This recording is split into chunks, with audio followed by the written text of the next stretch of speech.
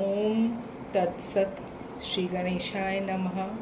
श्रीमद्भागवत महापुराण प्रथम स्कंद 11वां अध्याय। द्वारका में श्री कृष्ण का राजोचित स्वागत।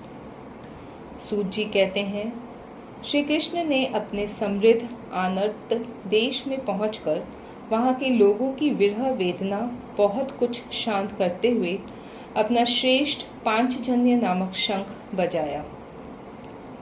भगवान के होठों की लाली से लाल हुआ वह श्वेत वर्ण का शंख बजते समय उनके कर कमलों में ऐसा शोभायमान हुआ जैसे लाल रंग के कमलों पर बैठकर कोई राजहंस उच्च स्वर से मधुर गान कर रहा हो। भगवान के शंख की वह ध्वनि संसार के भय को भयभीत करने वाली है। उसे सुनकर सारी प्रजा अपने स्वामी श्री कृष्ण के दर्शन की लालसा से नगर के बाहर निकल आई। भगवान श्री कृष्ण आत्मा राम हैं। वे अपने आत्म लाभ से ही सदा सर्वदा पूर्ण काम है। फिर भी जैसे लोग बड़े आदर से भगवान सूर्य को भी दीपदान करते हैं, वैसे ही अनेक प्रकार की भेंटों से प्रजा ने श्री कृष्ण का स्वागत किया। सबके मुख कमल प्रेम से खिल उठे। वे हर्ष गदगद वाणी से सबके सुहृद और संरक्षक भगवान श्री कृष्ण की ठीक वैसे ही स्तुति करने लगे जैसे बालक अपने पिता से अपनी तोतली बोली में बातें करते हैं। स्वामिन, हम आपके उन चरण कमलों को सदा सर्वदा प्रणाम करते हैं जिनकी वंदना ब्रह्मा, शंकर और इंद्र तक करते हैं, जो इस संसार में परम कल्याण चाहने वालों के लिए सर्वोत्तम आश्रय हैं, जिनकी शरण ले लेने पर परम समर्थ काल भी एक बाल तक बांका नहीं कर सकता। विश्व भावन, आप ही हमारे माता, सुहृद, स्वामी और पिता हैं।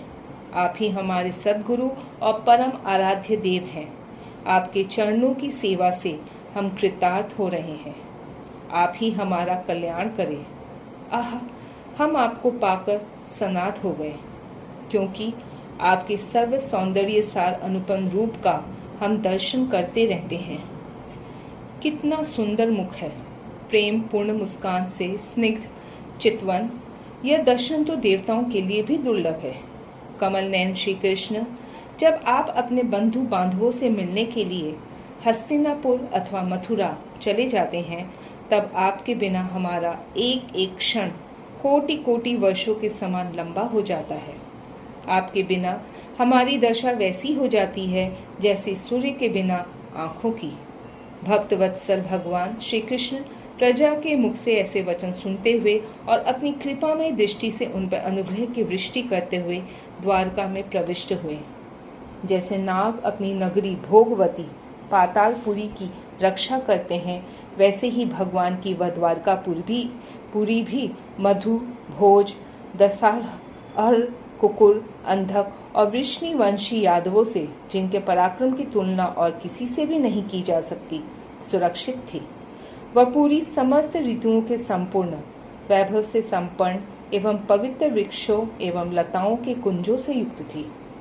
स्थान स्थान पर फलों से पूर्ण उद्यान, पुष्प वाटिकाएं एवं क्रीड़ावन थे।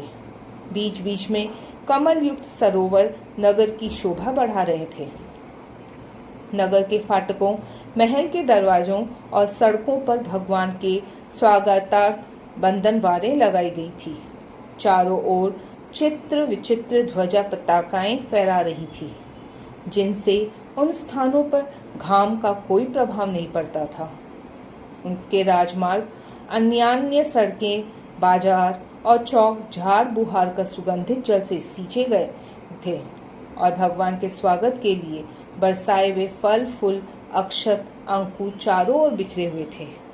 घरों के प्रत्येक द्वार पर दही, अक्षत, फल, ईख, जल से भरे हुए कलश, उपहार की वस्तुएं और धूप दीन आदि सजा दिए गए थे। उदार शिरोमणि वसुदेव, अक्रूर, उग्रसेन, अद्भुत पराक्रमी बलराम, प्रद्युम्न, चारुदेशन और जाम्बवती नंदन सांब ने जब यह सुना कि हमारे प्रियतम भगवान श्री कृष्ण आ रहे हैं, तब उनके मन में इतना आनंद उमड़ा कि उन लोगों ने अपने सभी आवश्यक कार्य सोना, बैठना और भोजन आदि छोड़ दिए। प्रेम के आवेग से उनका हृदय उछलने लगा। वे मंगल शकुन के लिए एक गजराज को आगे करके स्वसत्यन पाठ करते हुए मांगलिक सामग्रियों से सुसज्जित ब्राह्मणों को साथ लेकर चले। शंख और तुरही आदि बाजे बजने लगे और वेद ध्वनि होने लगी। वे सब हर्षित होकर रथों पर सवार हुए और बड़ी आदर बुद्धि से भगवान की अगवानी करने चले। साथ ही भगवान श्री कृष्ण के दर्शन के लिए उत्सुक सैकड़ों श्रेष्ठ वरांगनाएं, जिनके मुख कपोलों पर चमचमाते हुए कुंडलों की कांति पड़ने से बड़े सुंदर दिखते थे, पालकियों पर चढ़कर भगवान की अगवानी के लिए चली। बहुत से नट नाचने वाले, गाने वाले, विरत बखाने वाले, सूत, मागध और वंदीजन भगवान श्री कृष्ण के अद्भुत चरित्रों का गायन करते हुए चले। भगवान श्री कृष्ण ने बंधु बांधवों, नागरिकों और सेवकों से उनकी योग्यता के अनुसार अलग अलग मिलकर सबका सम्मान किया। किसी को सिर झुकाकर प्रणाम किया, किसी को वाणी से अभिवादन किया, किसी को हृदय से लगाया, किसी से हाथ मिलाया, किसी की ओर देखकर मुस्कुरा भर दिया और किसी को केवल प्रेम भरी दृष्टि से देख लिया। जिसकी जो इच्छा थी उसे वही वरदान दिया। इस प्रकार चांडाल पर्यंत सबको संतुष्ट करके गुरुजन, सपत्नीक ब्राह्मण और वृद्धों का तथा दूसरे लोगों का भी आशीर्वाद ग्रहण करते एवं बंदीजनों से विरुदावली सुनते हुए सबके साथ भगवान श्री कृष्ण ने नगर में प्रवेश किया। शौनक जी, जिस समय भगवान राजमार्ग से जा रहे थे उस समय द्वारिका की कुल कामिनियां भगवान के दर्शन को ही परमानंद मानकर अपनी अपनी अटारियों पर चढ़ गईं। भगवान का वक्षस्थल मूर्तिमान सौंदर्य लक्ष्मी का निवास स्थान है। उनका मुखारविंद नेत्रों के द्वारा पान करने के लिए सौंदर्य सुधा से भरा हुआ पात्र है। उनकी भुजाएं लोकपालों को भी शक्ति देने वाली हैं। उनके चरण कमल भक्त परम हंसों के आश्रय हैं। उनके अंग अंग शोभा के धाम है। भगवान की इस छवि को द्वारिकावासी नित्य निरंतर निहारते रहते हैं, फिर भी उनकी आंखें एक क्षण के लिए भी तृप्त नहीं होती। द्वारका के राजपथ पर भगवान श्री कृष्ण के ऊपर श्वेत वर्ण का छत्र तना हुआ था। श्वेत चवर ढुलाए जा रहे थे। चारों ओर से पुष्पों की वर्षा हो रही थी। वे पीतांबर और वनमाला धारण किए हुए थे। इस समय वे ऐसे शोभायमान हुए मानो श्याम मेघ एक ही साथ सूर्य, चंद्रमा, इंद्रधनुष और बिजली से शोभायमान हो। भगवान सबसे पहले अपनी माता पिता के महल में गए। वहां उन्होंने बड़े आनंद से देवकी आदि सातों माताओं को चरणों पर सिर रखकर प्रणाम किया और माताओं ने उन्हें अपने हृदय से लगाकर गोद में बैठा लिया। स्नेह के कारण उनके स्तनों से दूध की धारा बहने लगी। उनका हृदय हर्ष से विह्वल हो गया और वे आनंद के आंसुओं से उनका अभिषेक करने लगी।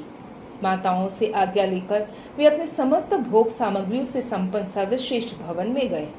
उसमें 16,000 पत्नियों के अलग अलग महल थे।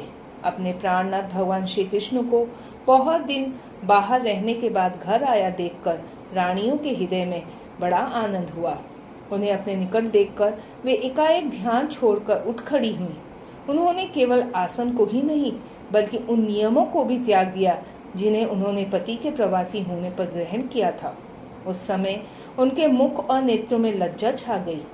भगवान के प्रति उनका भाव बड़ा ही गंभीर था।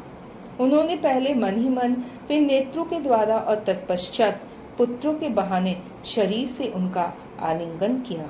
शौनक जी, उस समय उनके नेत्रों में जो प्रेम के आंसू छलक रहे थे उन्हें संकोचवश उन्होंने बहुत रोका। फिर भी विवशता से कारण वे ढलक ही गए।